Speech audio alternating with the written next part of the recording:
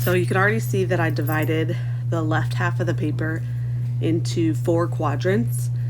And I suggest starting with your isometric view. It should be in the upper right quadrant of that half of the paper. It is a good idea to have a printout of your chair so you can draw right on top of the object of the chair.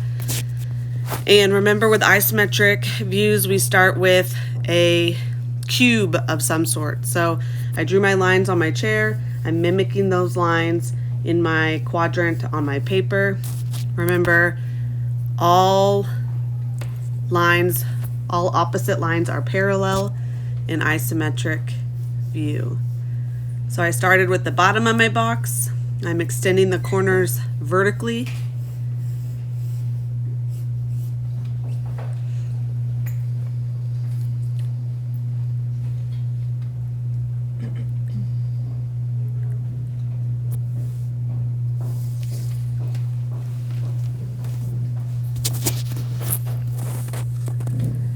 Right now what I'm doing is kind of looking at proportions and making sure that my isometric box on my paper is at least close proportionately. So this is where I'm going to kind of end the top of my box.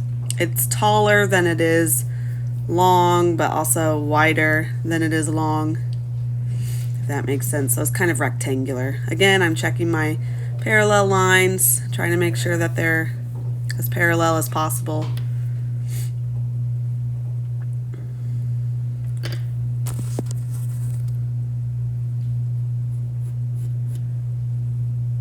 Watching this video, I'm realizing how not parallel some of those lines are. But I'm going to move the box down because I don't want it to run off the page. So I'm keeping all of the same constraints. I'm just moving everything down about half an inch.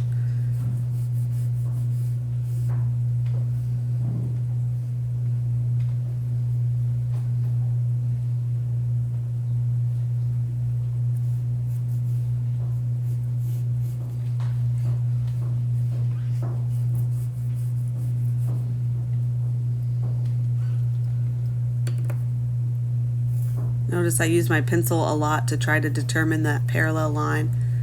It's not always 100% accurate, but it gets pretty close.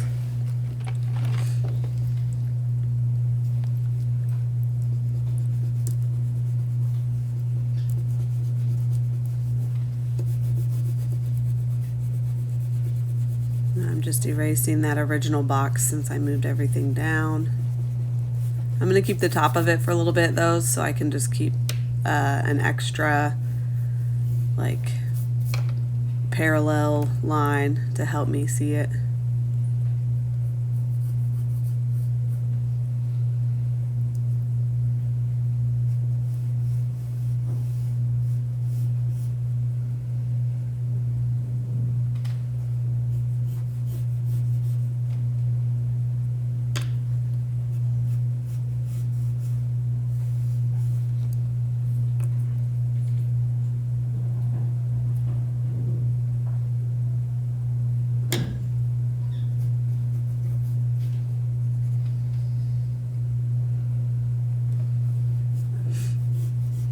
Alright, so there's my box.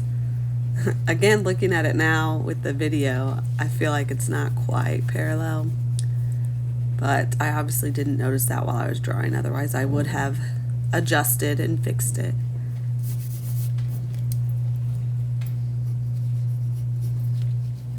So now back to the printout of the chair. Now I'm going to draw some guidelines on the printout and try to mimic those guidelines on my isometric cube. I'm kind of measuring how far up the legs go, how far up the cushion goes, you know, where the outside of the arms are. Here I'm realizing that I measured from the outside of the legs, and really the outermost part of the chair is the arms. So I'm kind of changing my box a little bit here.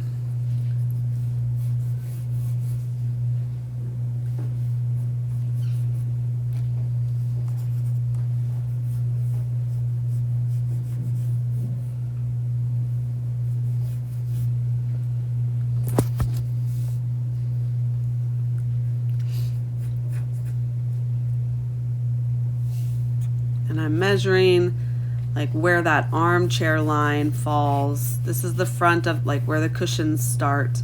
And I'm going to draw it on the front of the box and the side of the box so I can kind of get a good idea of like where those intersections fall in the box so that I can translate those to my isometric cube.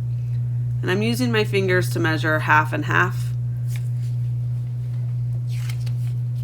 And I've decided that halfway is about the top of the cushion on the seat part of the chair.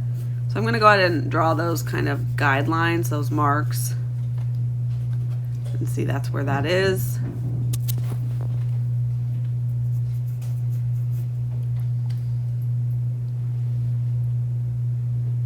And then I decide that the bottom of the cushion and the bottom of the armchair are slightly on the other side of halfway of that portion of the side of the isometric cube. So I draw those lines in there as well. I am just guessing, but it's an educated guess because I'm trying to measure it as best as I can. It's not 100% accurate, but it can get pretty close. And again, I'm noticing that my lines are not parallel. Ugh.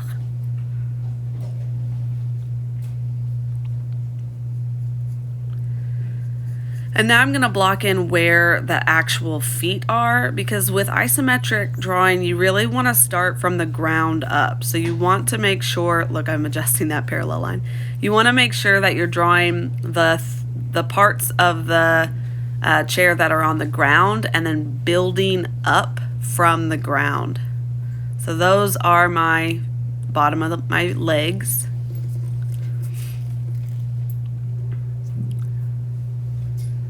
And I know that they go about up to that line that I've drawn. And it's not a straight line, so I'm going to give it a little bit of a curve.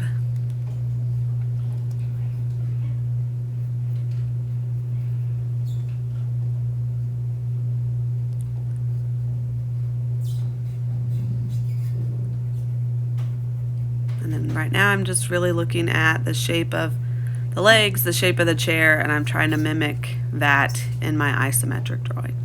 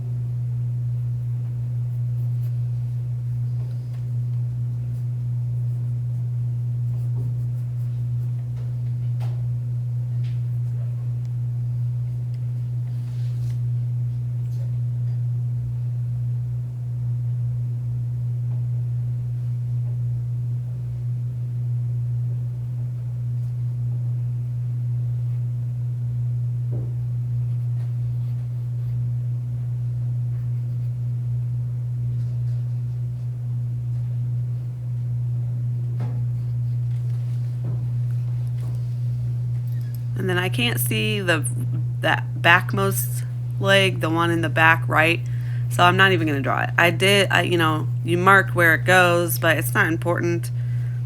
I'm really just focused on what I can see from this isometric view.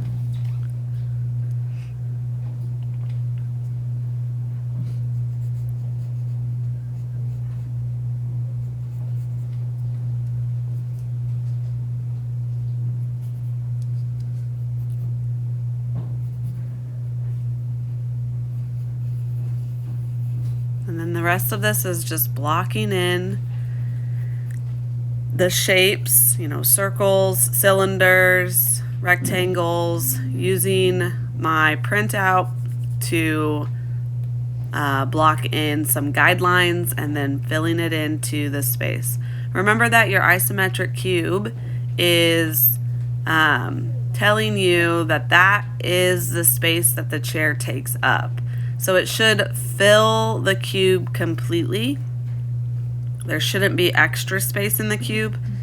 It should it should fill the boundaries of that isometric cube. And these guidelines are to make sure that my scallops on the back side of that chair are even from this view. And I mess these up a lot, and so I go back and I fix them. They look weird. I'm gonna fix them. I want to fix them quite a bit because they look weird. But right now I'm going to move on, draw this other side, draw the chair, draw the cushion. I'm not going to include all of the details in the fabric of this chair. I'm really just focused on the structure of the chair. So you will not see me do a lot of details. I did a little bit of detailing, like with the rows on the bottom where the legs are, but I'm not even going to go in and like add a whole lot of detail there either. And when I render this, I don't know that I'll add a lot of the fabric details, but for now, I'm not even thinking about rendering. I'm just thinking about structure and form and how it fits into the isometric view. And then as soon as I finish this, I'll get back on and we'll talk about orthographic and how that builds.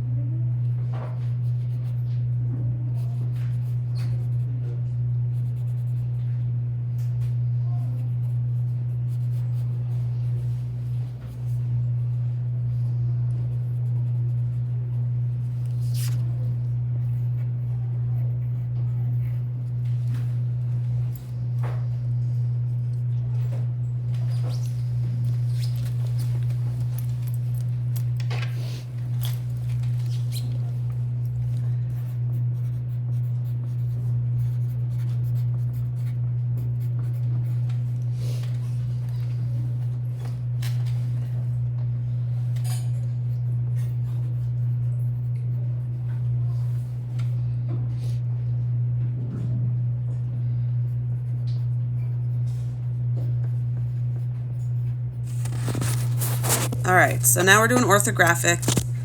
I'm mapping it out. You know, the lower left quadrant is going to be the front of the chair, and I'm going to box that in because, again, it's about proportion. It's about relationship and size.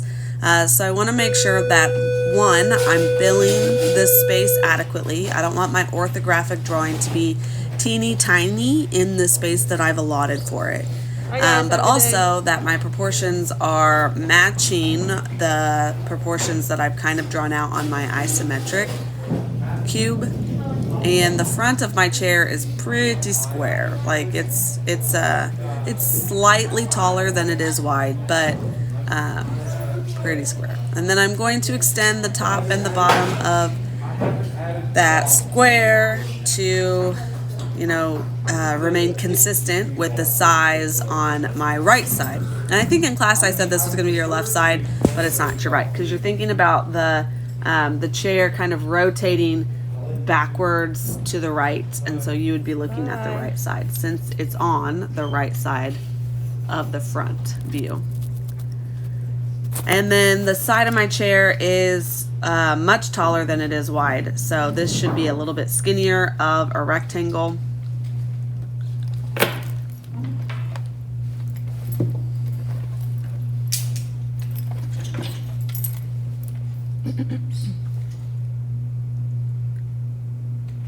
And again, I'm just double checking measurements here, making sure that it remains somewhat consistent.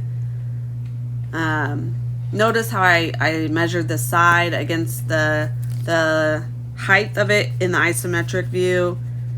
The relationship isn't from isometric to orthographic necessarily. You're measuring it against itself, okay? And just remaining consistent with the constraints that you've built. So now we're looking at the top of the chair, and the top of the chair is going to be related to the front, but it's also related to the side, right? Because that's how deep it goes back. So I used my fingers to measure the side of the chair as well. So the top square and the right side square should be very similar shapes. If not the same shape, just turned on its side. And now I'm drawing those guidelines that I drew in my isometric view so that I can, you know, remain consistent. And remember, in orthographic view, these are flat views. There's no depth, there's no perspective, there's no three-dimensionality. It's just a flat view of the front.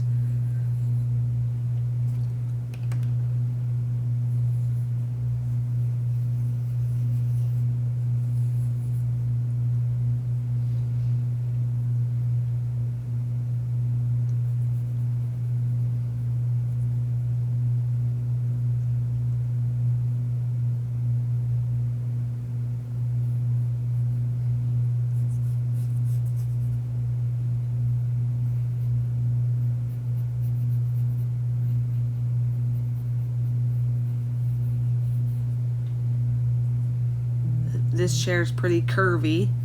There's not a lot of straight lines.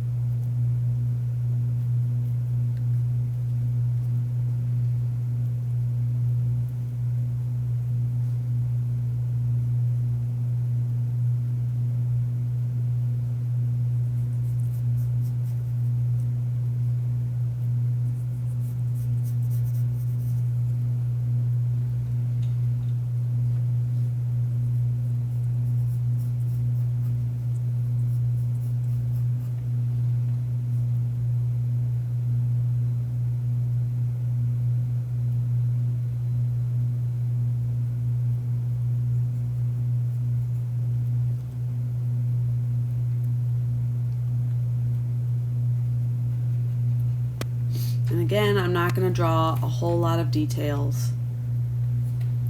I'm just focused on the form of the object of the chair. I'm going to make some adjustments before I move on to the next view. I'm also drawing really dark with my pencil. You don't have to do that because you're going to go over everything with Micron pen anyway. I'm doing that more so that you can see it in the video, making sure that my marks are dark enough to be visual. But you don't have to darken anything. And in fact, you know how I feel about drawing really hard with your pencil. It's harder to erase that way.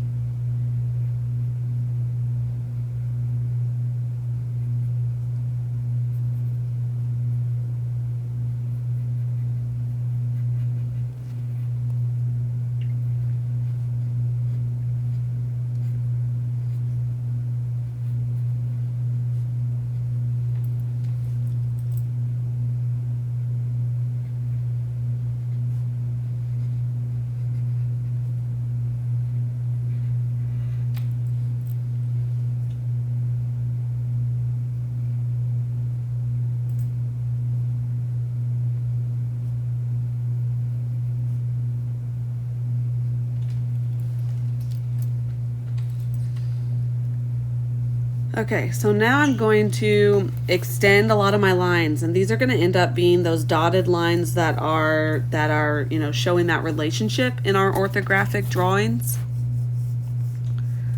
All of these lines are going to extend to the right. That way I have placement for every part of this chair as I move over to the right side.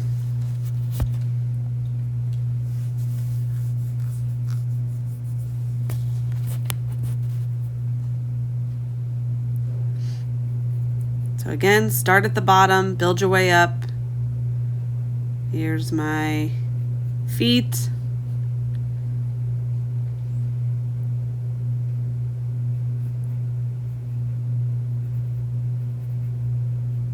Remember, some of your feet might be at the edge of the box, but my feet are not. They're inset a little bit more.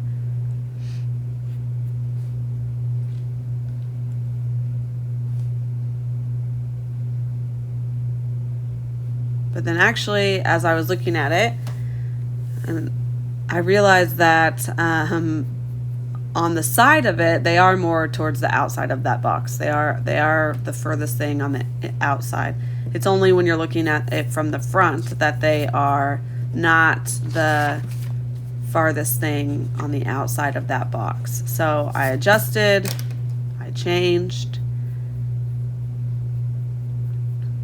And this is going to give me more room anyway to get all those details in.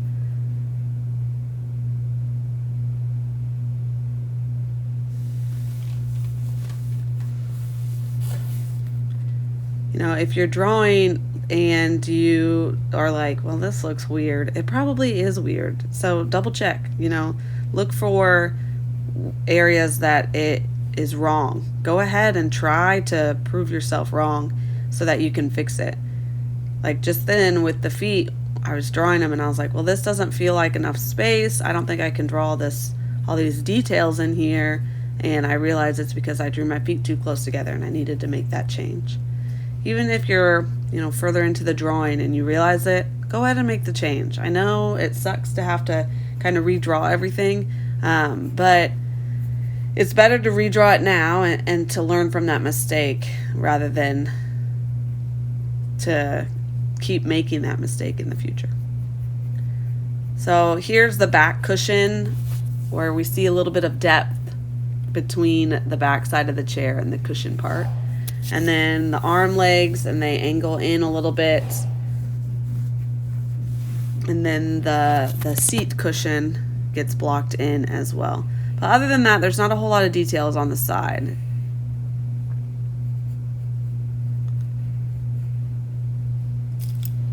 And then I can move to the top. I'm going to darken everything again, just so that it's visual. You can see it in the video. Please don't feel like you have to darken anything with your pencil. You can go over it with pen in class. Now I'm extending all of my guidelines up to create the top view. And again, these will become those dotted lines that represent the relationship between these views.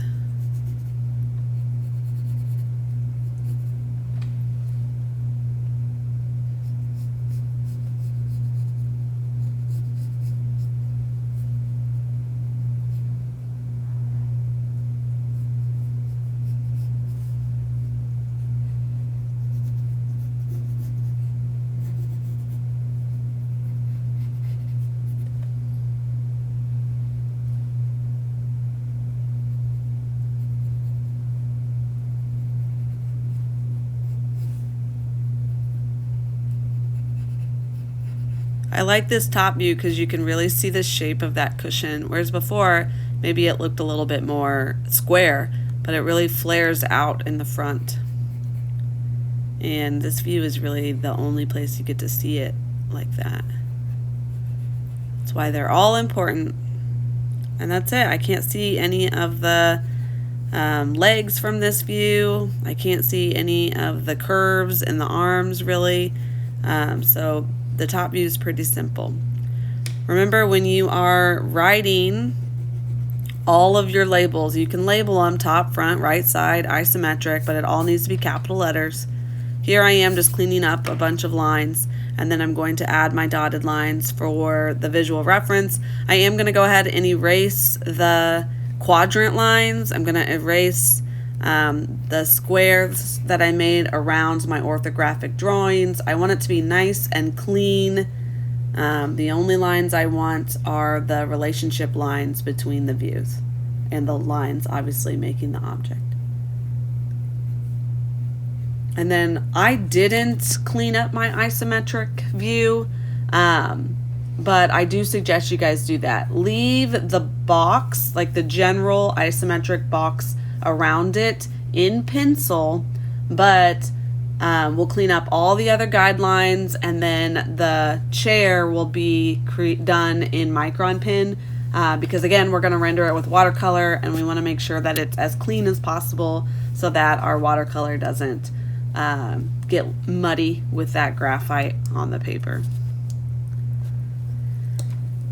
And again, I just want you to focus on the chair. So get as much as you can done before Monday. We'll finish our material studies in class and get this going outside of class as much as possible. If you have questions, don't be afraid to email me. I can, help you out, even if that means like jumping on Zoom or whatever. And I will see you guys in class on Monday.